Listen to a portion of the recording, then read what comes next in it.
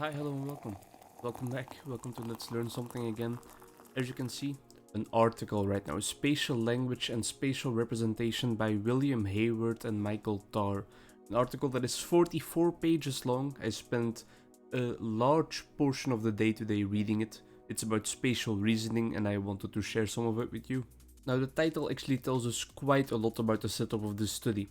It's about spatial reasoning, so about the relationships between two objects in space, for example, a bus being to the left of a car or a plane being above the ground, also a possibility. And it is about the language we use for such things and also about the representations in our mind we have about those things. The researchers mention how a lot of research has already been done into both of these domains separately, like for example in how we use spatial connectives in our day-to-day language, what prompts us to use things like item A is to the left of item B or item A is above item C, that to the left of and that above thing. Those are the spatial connectives, and that's what the research about spatial language is about. And on the other hand, there has also been a lot of research into spatial representations. How do people form mental models from a certain situation that is described to them? How do they put the objects into their spatial array in their head, which they are visually representing for themselves? How do they do that when reading premises? It's easy to imagine that when you read the sentence, the car is to the left of the bus, you start with the bus in your array and you put that at point 0, 0. If you imagine a kind of coordinate system with x coordinates and y coordinates, you put it at the 0, 0 point. You then go back to the sentence, you think the car to the left of the bus. Alright, well, car to the left, you move that to -1, 0, so immediately to the left of the bus. Still on that horizontal axis, but no movement on the vertical axis. That's how research shows that a lot of people construct their spatial arrays. But now these two guys, they wanted to look at, well, what's the connection between those two domains? Is there a connection to be found? And if so, is there like a causal influence between both of them? Is the way we talk about spatial relations heavily influencing the way we represent them in our mind, for example? Or is it maybe the other way around? And what they did was they conducted 4 experiments, where the first 2 were mainly focused on the spatial language domain, and the last 2, experiment 3 and 4, were focused on the spatial representation or the visual domain. In all 4 experiments, they worked with a grid setup, a 7x7 grid, so 49 kind of little squares in total. And in the middle square, there was always the reference object. There was always a certain object in that middle square, and then corresponding to which trial they were in, another object would be added into that grid somewhere. So for example, the reference object could be right here in the middle, and then the other object could be added over here, or it could be added over here, or below somewhere. And in the first 2 experiments, those kind of setups, those configurations were just displayed for the participants, and they had to describe what they saw. So they had to put like a spatial connective label on the situation they were seeing. In the first experiment, they were free to use any words they pleased, and in the second experiment, to get some clearer data, they were only allowed to use the words above, below, left or right. What those experiments showed was that, as you expect, above the reference object, so the top 3 rows were most of the time characterized by words like above. The bottom 3 rows were of course characterized by words like below. And for left and right, I think you can already imagine the picture, I don't have to repeat that. Interestingly, there was this kind of effect where the words above and below and left and right were most used in certain prototypical zones. The prototypical zone for the horizontal domain was of course the horizontal axis that went straight to the reference object. So the horizontal line of boxes at like the middle row. The vertical prototypical domain was of course like directly perpendicular to that right through the middle as well. The column in the middle that had the reference object in it. Those 2 domains were where the words left, right and above, below were deemed to be most applicable for that situation and were most frequently used to describe that situation. This figure shows the proportional use of the words above and below in experiment 1. So you can see that they were used a whole lot, well, above and below that horizontal axis. This figure shows the use of the left or right words, and you can see that this horizontal axis is the prototypical zone where it is used most often. In experiment 2, where the use of the words was limited to the 4 words I mentioned, both figures looked more like the first one from experiment 1.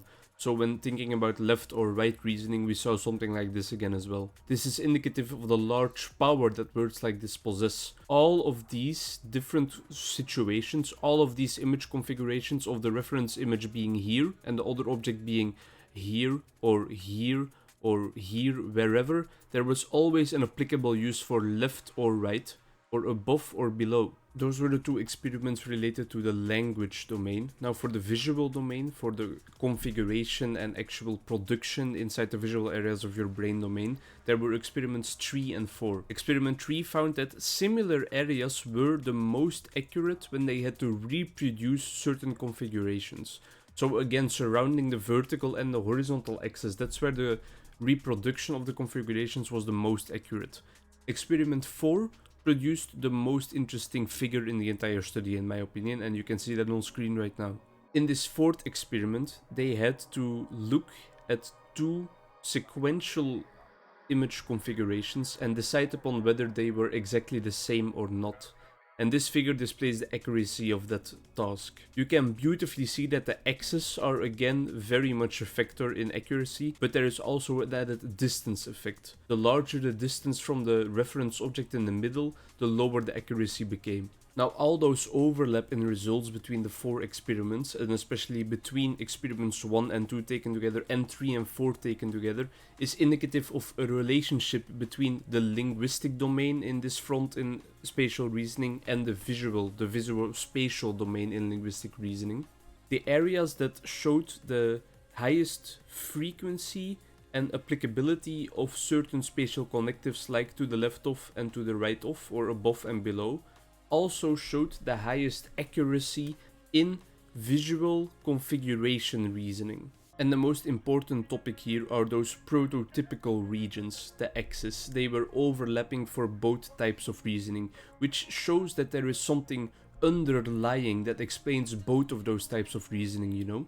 Now the researchers are not sure what kind of causal relationship there is between both domains. What they propose is that the visual domain did the work for first, because those are more hardwired cognitive structures in your brain, whereas language is something completely learned and is a social construct as well. So they presume that the linguistic domain of reasoning about spatial relations actually borrowed from the already existing visual cognitive structures that have certain preconceptions about what things like above and below and to the left of, to the right of actually are supposed to look like. In the end, they propose that both of those systems, both of those types of reasoning about spatial relations, use a dual encoding approach. This dual part is related to theories about categorization. When we categorize things, there are 2 approaches that research mainly show. One approach is about theories of features. There is a certain core feature that an exemplar of a category needs to possess, and if it doesn't have that core feature, it is not a member of that category. The other kind of theories are prototype theories. These kinds of theories assume that certain categories have certain prototypes in them which are resemblant for what that category is all about,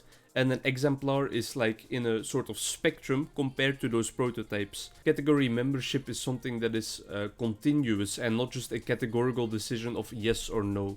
The dual encoding theory that the authors of this paper propose for spatial reasoning or spatial relations is one that combines both of those approaches. So they translate the findings from categorization research into spatial reasoning research. They say that people look at spatial relations also with that kind of core feature approach.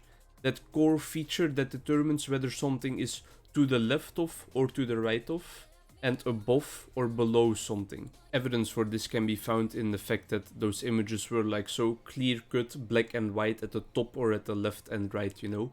After a certain point of distance from the reference object in the middle, something is to the left of or to the right of. So it's categorical.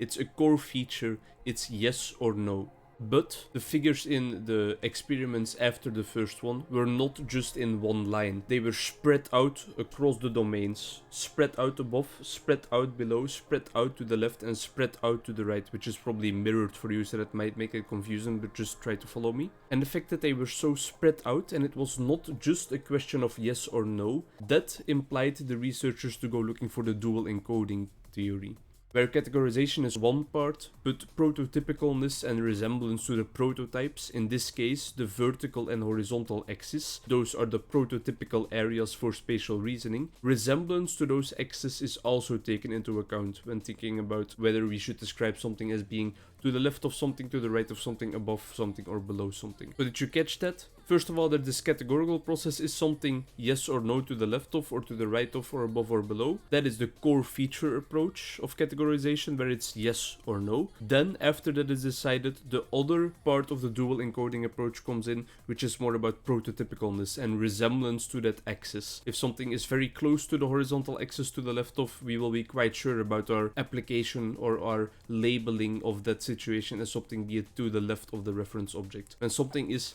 to the left of, but above the horizontal axis at 0 y coordinates, if something is further above or below it, we will kind of be more doubtful about our label of to the left of or to the right of. And that is because this is lessly resemblance to the prototypical area, which is the axis. Alright, and so both domains mentioned share that kind of dual process theory. They share that, it's underlying to both of them, which further emphasizes the connection between the way we talk about spatial configurations and the way we actually form them inside our head. Very interesting paper, might be a bit confusing for somebody who's not into spatial reasoning at all. Sadly I am, because my master thesis is in this domain and I have to read into the subject, even though it's not a subject I really want to spend my time on. Either way, just wanted to share some of my newly acquired knowledge, and I hope you learned something from it at least. Thanks for watching either way. Even if you didn't learn something, maybe you just like my voice, even though I am COVID positive right now and I'm talking out of my nose. But thanks again. Oh, also, I had some drum and bass on in the background. I will include the link to the mix I was listening to in the description. Bye bye.